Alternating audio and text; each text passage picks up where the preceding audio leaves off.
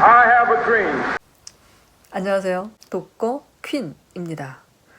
독거 노처녀입니다 라고 인사할 때보다 훨씬 좋네요. 50이 넘은 마당에 노처녀라는 표현은 듣기도 민망하고 하기도 민망했는데 이 퀸이라는 말은 듣기도 좋고 하기도 좋습니다. 물론 민망은 해요. 하지만 말은 운명의 씨앗 아니겠습니까? 황금알을 낳는 거위 이야기 들어보셨죠? 여러 가지 버전이 있는데 농부가 열심히 밭에서 일을 해요. 일을 하다가 배가 고플 즈음에 거위를 만나죠. 그래, 오늘은 거위도리탕이다. 거위를 잡아서 집에 데리고 와요. 기둥에 묶어놓고 칼을 드는 순간 거위가 딜을 하죠. 내가 황금알을 하루에 하나씩 낳아줄게. 그렇게 해서 곧 농부는 부자가 됩니다. 부자가 되니까 눈이 돌아요. 배를 갈라버리자. 그래서 그렇게 애걸복걸하는 거위의 부탁에도 불구하고 배를 갈라버리죠. 인간의 탐욕에 대한 경계? 이런 이야기죠. 그 농부를 보면서 떠오르는 사람이 있어요.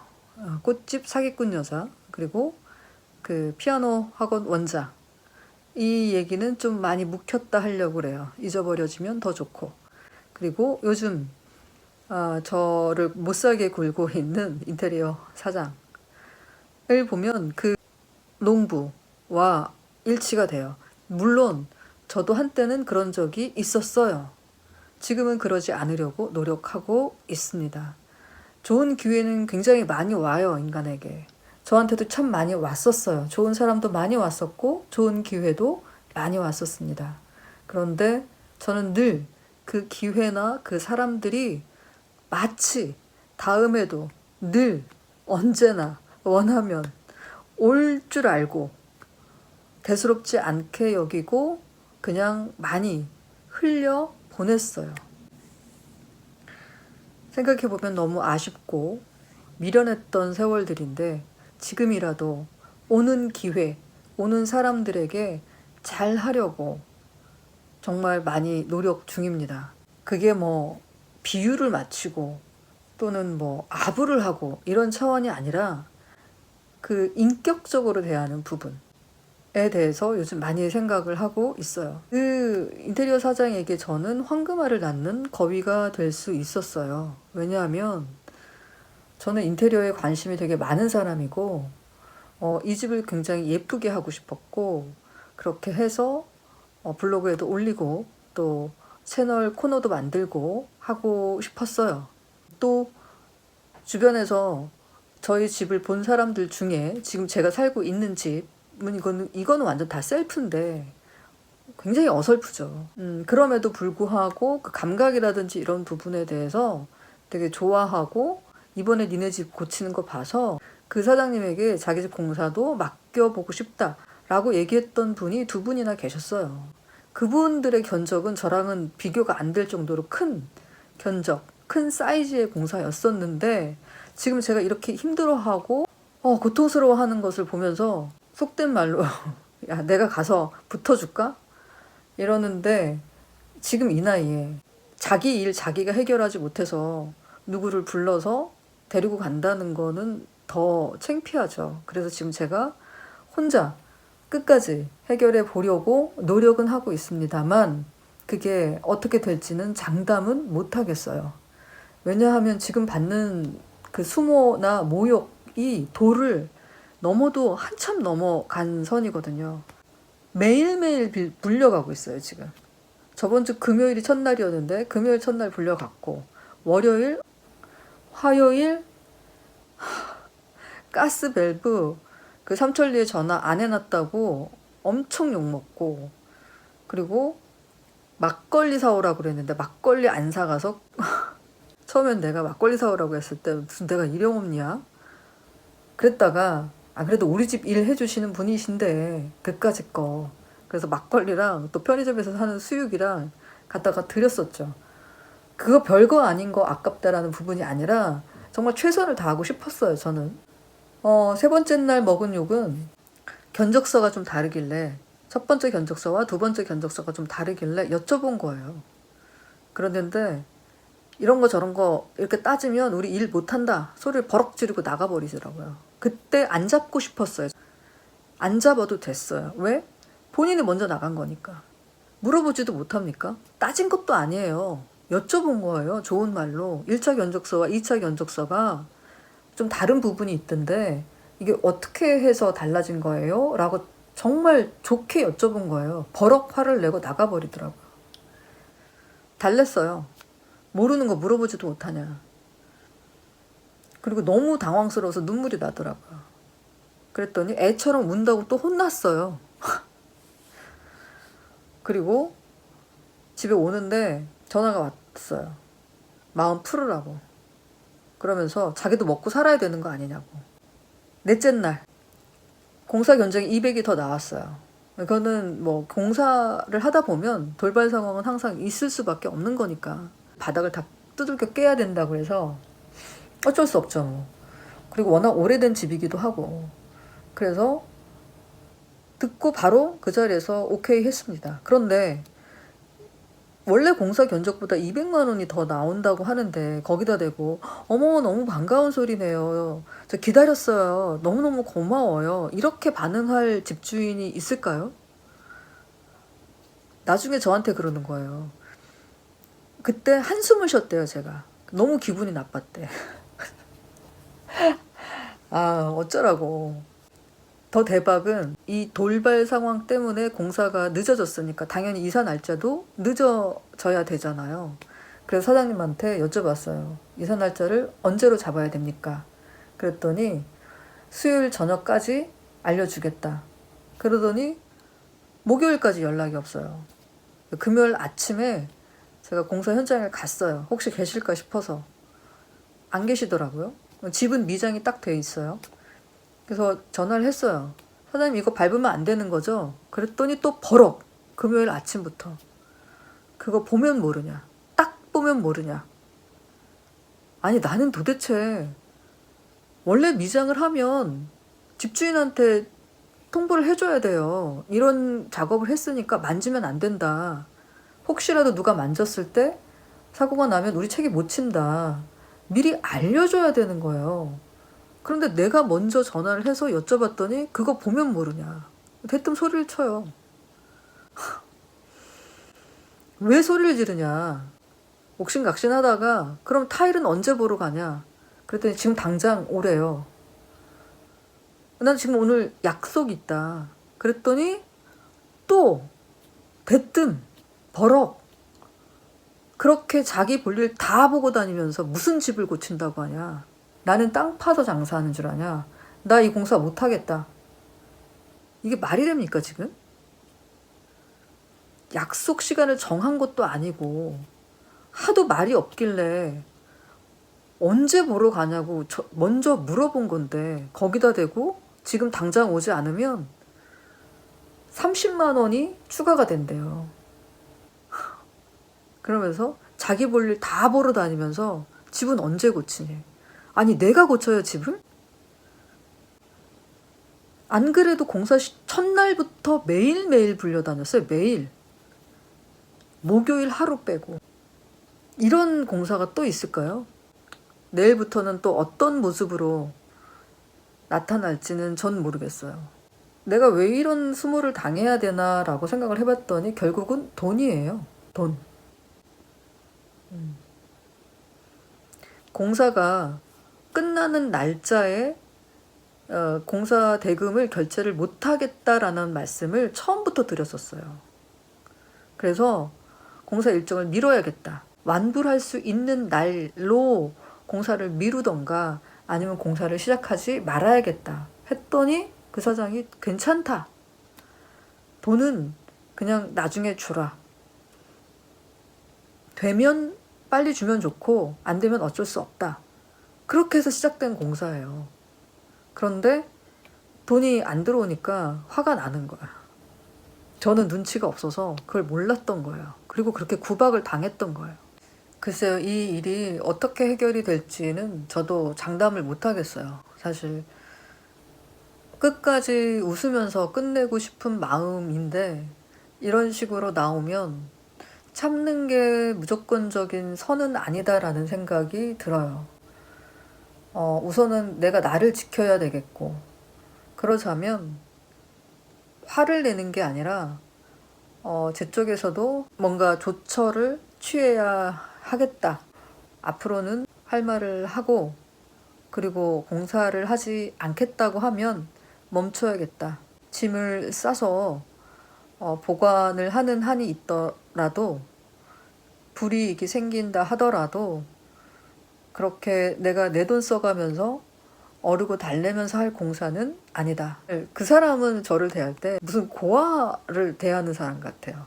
아무도 없는 사람, 그냥 자기보다 물리적으로 약한 여자. 지금 일주일 내내 밥도 못 먹고 밖에 나가서 사람들이랑 같이 먹지 않는 한은 집에서 밥을 못 먹어요. 밥맛이 없어서. 잠도 못 자요. 1시간 자다 깨고 30분 자다 깨고. 오죽하면 엊그저께 아는 언니를 만났더니 저보고 너무 늙어버렸다는 거예요. 아 진짜. 안 그래도 열심히 노화는 게으르지 않게 진행이 되고 있는데 거기다 대고 이게 너무 뭐 거창할 수 있는데, 그 백범 김구 선생님께서 나의 소원이라는 그 연설문에 보면 그런 얘기가 나와요. 내가 꿈꾸는 나라는 문화 강대국이다. 우리가 침략을 당해봤기 때문에 힘으로 다른 나라를 무찌르는 것도 아니고, 뭐 그런 얘기가 막 나오면서 문화로 최고가 되는 나라다. 이 얘기가 왜 나왔냐면, 그 얘기를 하시면서 우리는 그 일제에 대해서 그들을 욕하거나 그들을 벌할 시간이 없다. 우리는 지금 빨리 우리가 살 길을 연구하고 빨리 국력을 회복하는 게 가장 급선무다. 우리는 지금 일본을 탓할 시간이 없다. 왜냐면 그때 이제 1945년 이후에 좌익과 우익이 나라가 4분 5열 됐을 때 그런 말씀을 하세요.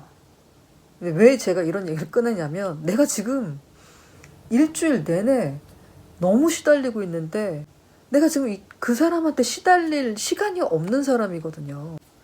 지금 내가 그 사람한테 휘둘려가지고 잠도 못 자고 밥도 못 먹고 위장병에 걸려서 이러고 있을 시간이 없어. 그래서 내일부터는 공사가 중단이 된다 하더라도 이 사람이 또 한 번만 자기 공사 안 하겠다 거나 한 번만 더 저한테 무례하게 화를 낸다면 나는 이 공사를 스톱시킬 수밖에 없겠다. 왜? 이 쓸데없는 싸움으로 인해서 망가질 수 없으니까. 즉 나를 지키는 방법. 좋은 사람이나 좋은 기회를 놓쳤던 저를 되돌아보면서 이 사람도 정말 많은 기회를 얻을 수 있었던 분인데 전 세계를 통틀어서 의뢰인한테 그렇게 호통을 치고 면박을 주고 무례하게 콘을 내면서 공사를 하는 업자가 또 있을까 싶어요. 이거 크리스찬이다 보니까 많이 참아야 된다라는 강박관념 안에서 내가 지금 일을 그르치고 있는 건지 참는 게 맞는 건지 그것도 사실 잘 모르겠어요. 황금알을 낳는 거위의 배를 너무 일찍 가르지 말자. 정말 많이 울었어요. 정말 많이 속상했고 지금도 많이 힘들어요. 그분이 저를 함부로 대하는 건 여자라서가 맞아요. 남자라면 그렇게 못했을 거예요. 그래서 더 힘들죠. 그런 사람이라서 너무 싫은 거죠. 자기보다 물리적으로 약한 사람이기 때문에 함부로 대하고 막대하는 사람과 앞으로 내가 살 집에 대해서 얘기를 해야 된다. 상의를 해야 된다. 의견을 조율해야 된다. 1시간이건 일주일이건 간에 계속 머리를 맞대고 상의를 해야 되는데 그 시간을 갖는 게 지금 너무 싫은 거죠. 저는 그분이 좀 사나이답다고 생각을 했었어요. 인생이 이유 없이 억울할 때도 있고 이유 없이 고통스러울 때도 있죠. 그렇다고 해서 똥물이 떨어지는 곳에 계속 서 있을 필요는 없는 것 같아요. 저 똥물을 다 받는 게 내 사명인 것처럼 오물을 뒤집어 쓰고 자기 혼자 그렇게 고통스러워하고 그래야만 크리스찬인 것처럼, 그래야지만 훌륭한 인격자인 것처럼 생각을 하는 건 아닌 것 같아요. 근데 이런 생각도 해봐요. 제가 자꾸 참으니까 그 사람이 더 완악해지는 것 같아. 교회를 안 다니는 사람도 홍해의 기적 있잖아요. 바다가 둘로 쫙 갈라지는 거. 모세가 지팡이 딱 들고 있으면. 그게 이제 애굽이라는 나라에서 이스라엘 백성이 이렇게 탈출하면서 벌어지는 사건이었는데 바로가 이스라엘 백성을 놔주기가 싫은 거예요. 왜? 그 엄청난 돈이거든요. 노예인데 돈이거든. 미국의 남북전쟁도 노예에 대한 기득권 싸움에서 시작된 거 아닌가? 사람이 그런 게 있는 것 같아. 여러분, 우리 황금알을 낳는 거위의 배를 너무 일찍 가르는 실수를 하지 않는지 좀 되돌아보면서 김구 선생님이 꿈꿔왔던 그 문화 강대국이 되는 나라에 지금 우리가 살고 있잖아요. 사실 그게 너무 놀라운 게 폐허가 된 그 나라에서 문화 강대국을 꿈꾼다라는 게 너무 놀라운 일이잖아요. 그런 꿈을 꿀 수 있다는 것 자체가 너무 놀라운 것 같아요. 킹 목사님도 아니 그 버스도 흑인과 백인이 같은 버스를 못 탔던 시절에 I have a dream 하면서 저에게는 꿈이 있습니다. 조지아의 붉은 언덕 위에서 과거에 노예로 살았던 부모의 후손과 그 노예의 주인이 낳은 후손이 식탁에 함께 둘러앉아 형제애를 나누는 날이 언젠가 오리라는 꿈입니다. 너무 멋있지 않아요? 근데 백범 김구 선생님도 그런 말씀을 하셨어요. 나는 우리나라가 세계에서 가장 아름다운 나라가 되기를 원한다. 가장 부강한 나라가 되기를 원하는 것이 아니고 내가 남의 침략에 가슴이 아팠으니 내 나라가 남을 침략하는 것을 원치 아니한다. 우리의 부력은 우리의 생활을 풍족히 할 만하고 우리의 강력은 남의 침략을 막을 만하면 족하다. 오직 한없이 가지고 싶은 것은 높은 문화의 힘이다. 이런 말씀을 하셨거든요. 근데 실제로 그렇게 됐거든. 그러니까 저는 꿈을 꿉니다. 그 인테리어 사장과 좀 웃으면서 만족스러운 결과물 앞에서 웃으면서 서로 악수하고 빠이하는 그런 꿈을 꿉니다. 그렇게 올 한 해가 복되고 예쁘게 마무리되기를 저는 소망합니다. 그럼 다음 영상에서 찾아뵙겠습니다. 감사합니다. I have a dream that one day this nation will rise up, live out the true meaning of its creed. We hold these truths to be self-evident that all men are created equal. I have a dream that one day on the red hills of Georgia, the sons of former slaves and the sons of former slave owners will they be able to sit down together at the table of brotherhood. I have a dream that one day even the state of Mississippi, a state sweltering with the heat of injustice, sweltering with the heat of oppression, will be transformed into an oasis of freedom and justice. I have a dream that my 4 little children will one day live in a nation where they will not be judged by the color of their skin, but by the content of their character. I have a dream today.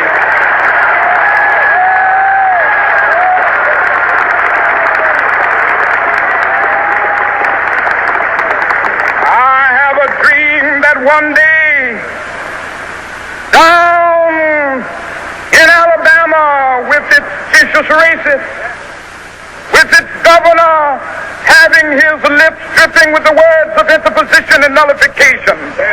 One day right there in Alabama, little black boys and black girls will be able to join hands with little white boys and white girls as sisters and brothers. I have a dream today. My country tears of thee. Sweet land of liberty of thee. I sing. Land where my fathers died, land of the Pilgrim's pride. From every mountainside, let freedom ring. And if America is to be a great nation, this must become true.